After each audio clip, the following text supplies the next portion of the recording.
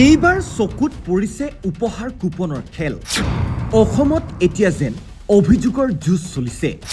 ভিত্তিহীন অভিযোগেৰে কাৰোবাক দমন কৰি ৰাইজৰ দৃষ্টিলৈ অহাৰ প্ৰতিযোগিতাত একাংশ।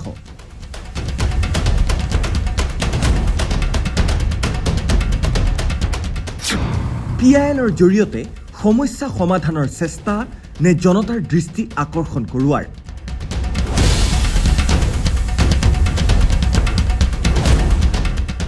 অসমৰ DGPৰ পৰা আৰম্ভ কৰি 34খন জিলাৰ উপায়ুক্ত আৰু 15খন জিলাৰ আৰক্ষী অধীক্ষকৰ বিৰুদ্ধে PIL দাখিলকাৰীয়ে PIL দাখিল কৰে আকৌ চকু একাংশ মন্দিৰো।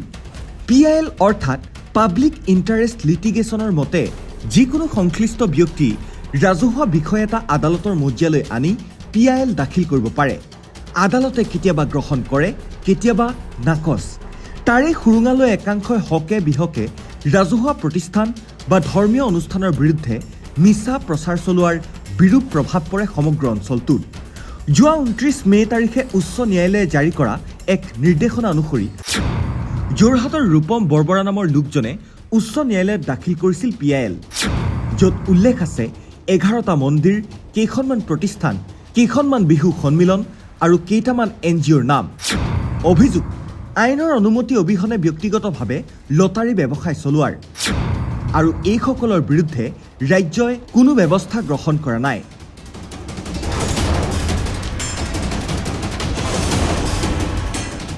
এই অভিযোগৰ পিছতে উল্লেখিত মন্দিৰ পৰিচালনা সমিতিৰ মাজত সৃষ্টি হৈছে প্ৰতিক্ৰিয়াৰ।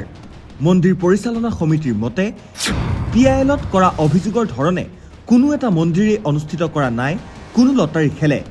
প্ৰশাসনৰ সম্পূৰ্ণ অনুমতি সাপেক্ষে মন্দিৰ নিৰ্মাণৰ বাবে অনুষ্ঠিত হৈছিল উপহাৰ কুপনৰ খেলহে, য'ত নিজৰ ইচ্ছানুসৰি মন্দিৰ নিৰ্মাণৰ বৰঙণি আগবঢ়াইছে ৰাইজে।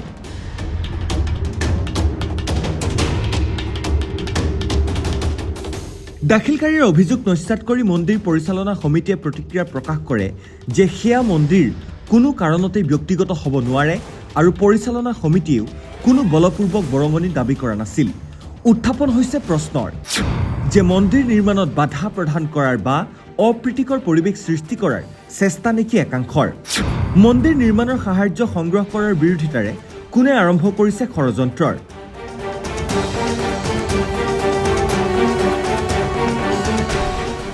একাংশৰ মনত উদ্বেগ হৈছে সন্দেহ যে ধৰ্মীয় অনুষ্ঠান এটাৰ নিৰ্মাণত বাধা আৰোপ কৰি এটা ধৰ্মক নিঃশেষ কৰাৰ চেষ্টা চলোৱাৰ অভিপ্ৰায় নেকি এচাম লোকৰ। উক্ত PILত উল্লেখ থকা মন্দিৰ পৰিচালনা সমিতিৰ বিৰুদ্ধে অভিযোগক কেন্দ্ৰ কৰি সৃষ্টি হৈছে প্ৰতিক্ৰিয়াৰ।